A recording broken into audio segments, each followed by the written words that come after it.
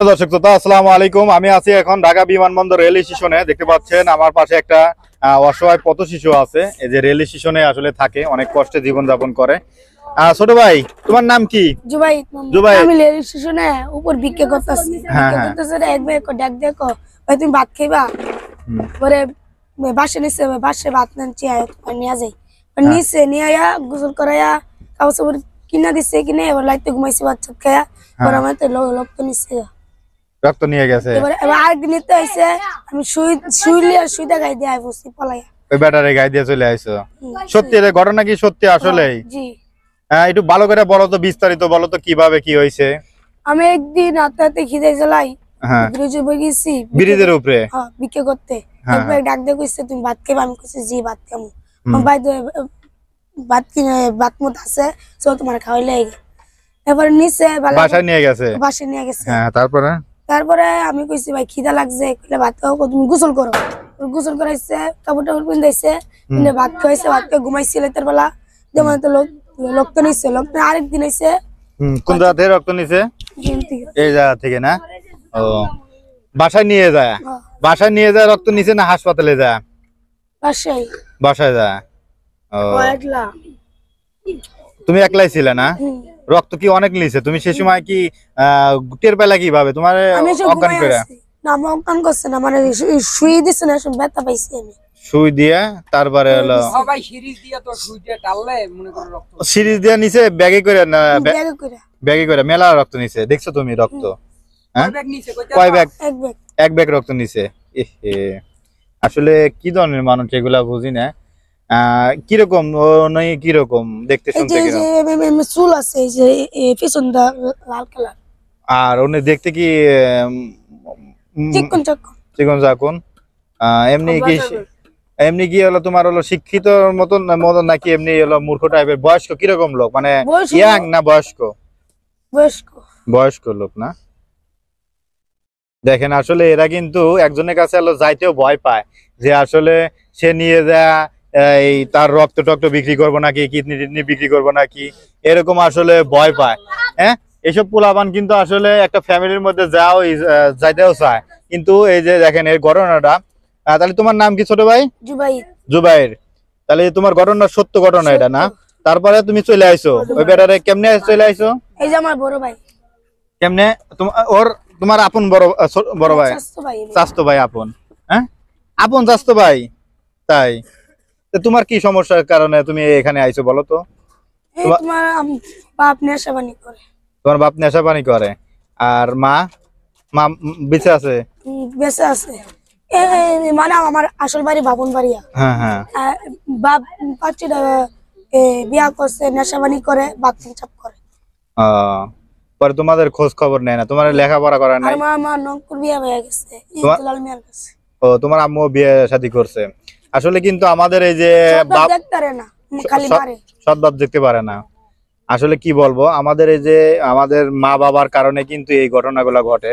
আসলে এই ঘটনাগুলো আপনাদের জানানোর জন্য কিন্তু করি, যেন আসলে বাপ মার কারণে এইরকম, এরা তো নিষ্পাপ, আল্লাহ এদের আসলে নিষ্পাপ করে বানাইছে। কি বলবো, দুঃখ ভাই, তুমি মন খারাপ করো না। আসলে আমার কাছে অনেক খারাপ লাগে, আসলে বাপ মার কারণে কিন্তু আমাদের এরকম হয়। আর বিশেষ করে আমার মনে হয় বিশেষ করে মার কারণে হলো বেশিরভাগই হয়, মানে মারা হলো ধৈর্য হারা হয়ে যায় অল্পতে। বাবার সাথে রাগারাগি হইলেই রাগ করে মার বাড়ি চলে যায়, বাপ মার কাছে চলে যায় মহিলারা, পরে ছেলেরা নিয়ে যায়। তুমি কি গেছিলে? তোমার মার সাথে গেছিলে? হয়তো তোমার বাপের থেকে মার কাছে চলে গেছিলে, মার সাথে করে তোমার নানির বাড়ি গেছিলে? সৎ বাপের কাছেও গেছিলে। পরে মা আলাদা থাকতে চায়, পরে থাকার পরে এলো বাপে তো একা একা কয়দিন থাকবো, বাপে এর লেগে পরে আবার বাপে বিয়ে করছে। বিয়ে করছে, পুরুষ মানুষ বাপে আর কয়দিন থাকবো, পরে দেখে না বাপের, মানে সৎ বাপের কারণে দেখে না। না আসলে কি দেখেন এইগুলা কষ্টে ও কিন্তু সহজে বলতেছে, আল্লাহ ওর ভিতরটা যে ফাইটে যাইতেছে একমাত্র উপর আল্লাহ ছাড়া আর কেউ জানে না। আসলে এর জন্য কিন্তু এই রেল স্টেশনে আসলে এরকম তুমি বাপের লাগে মার লাগে কান্দো। আসলে কান্নারই কথা, মানে অনেক কষ্টের ব্যাপার, অনেক দুঃখজনক কথা।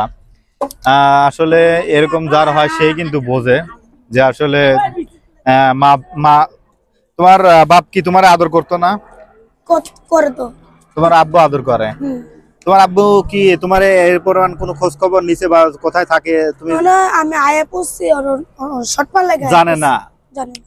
জানে না তোমার বাপে মানে তুমি তুমি কোথায় থাকো না? না। এর লেগে যার খোঁজ খবর নিতে পারে না। আসলে বাপরা এরকমই, মারা নিয়ে যায়, নিয়ে যাওয়ার পরে আসলে বাপরা কোথায় নিয়ে যায় আসলে খোঁজ পায় না। এর জন্য আসলে করে খোঁজেও না, আর পরে নিজের মতন নিজে জীবন চলায়। এরকম আসলে আমি পুরুষ মানুষের হিসাবে আমি পুরুষ মানুষের যতটুকু বুঝি।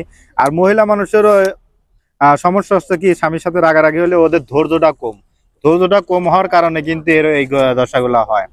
তাহলে তুমি এই রেল স্টেশনে ছোট ভাই কতদিন ধরে আসো? 5-6 বছর। 5-6 বছর ধরে। আচ্ছা, 5-6 বছর ধরে আসো। তাহলে তোমার এখন বয়স কত? 15 বছর। তাহলে 7 বছর ধরে আসো, 5-6 বছর ধরে এখানে আসো না? 9-10 বছরের থেকে তুমি এখানে, হ্যাঁ?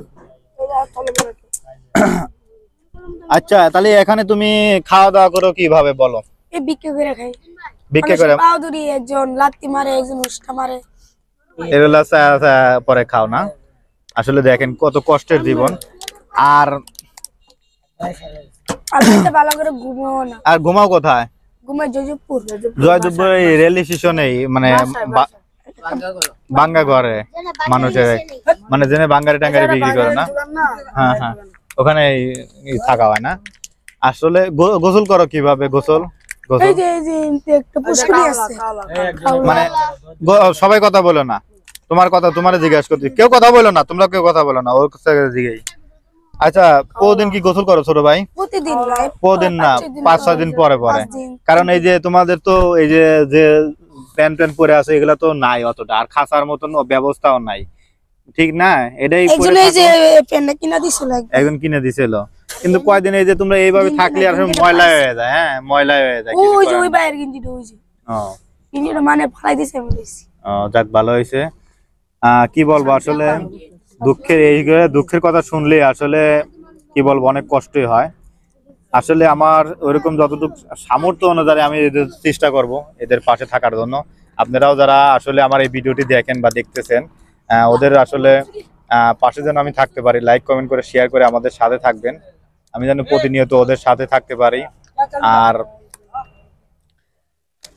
তাহলে তোমার হচ্ছে এমনকি মানুষের কাছে কি এমনি যারা আছে, অনেক মানুষ আছে, ভালো ভালো মানুষ আছে, তোমার নিয়ে ছোট ভাই, তোমার নিয়ে মনে করেন যে মানুষ করতে চায়, তার কি আবার যাবা? ও কি তোমার বলছিল যে আমার কাছে তুমি থাকবা নাকি, এরকম বলছিল যারা যে রক্ত নিচ্ছে? দেখেন আসলে মানুষ ওরাও বিশ্বাস হারায় গেছে, কারণ এই কারণে। ধন্যবাদ যারা আসলে ভিডিওটি দেখলেন। অবশ্যই ফেসবুক থেকে দেখে থাকলে ফলো করবেন, এবং ইউটিউব থেকে যারা দেখতেছেন তারা পেজটি শেয়ার, ইউটিউব থেকে দেখতেছেন তারা সাবস্ক্রাইব করে আমাদের পাশে থাকবেন। ধন্যবাদ, আল্লাহ হাফেজ।